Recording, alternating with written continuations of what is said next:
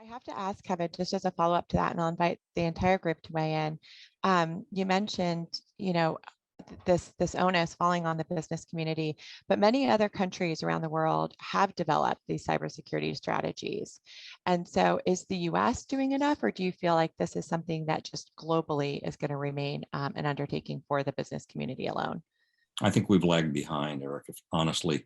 You look back over the last 20 years and how much technology has changed and the threat environment has changed over those 20 years. And the US Congress really has not passed very many, I can think of maybe one piece of significant cybersecurity legislation over those 20 years. Uh, and I'm not sure the reason for that, other than there's confusion as to what needs to be done. I think we are seeing an effort by the government, particularly with this new administration, to ramp up. Some of this may be actually good policy, some of it might be ill-advised, but that'll remain to be seen. But something has to be done and could be done to help the private sector battle this problem. Frankly, the U.S. government is fighting this battle with analog laws and jurisdictions and infrastructure. And it's a digital problem that has no geography, no boundaries, and the bad guys can remain anonymous, so you don't know who they are or where they are. And I don't think we've quite adapted to that reality through legislative initiatives or others that would help law enforcement and the intelligence community become stronger in this regard. And remember, this problem is a two-front battle.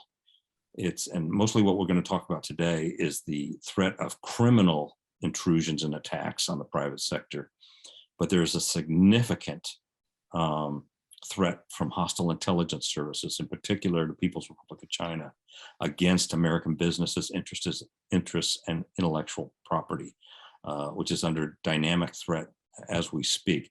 That information is lost and not held hostage, and oftentimes the company doesn't even know they lost the information, but it's still a significant threat to our national security.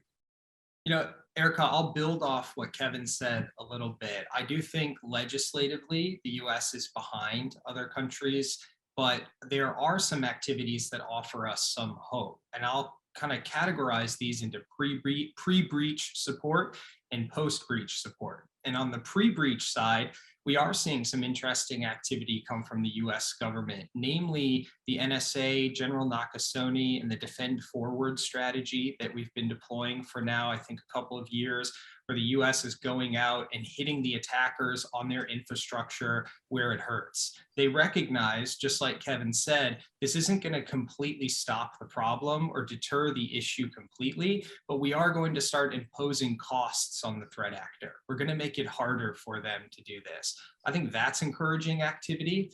I think the Cybersecurity Infrastructure and Security Agency, CISA, is doing a lot to proactively scan the networks of critical infrastructure operators, and then to go in and warn those operators where they have vulnerabilities that are likely to lead to attacks.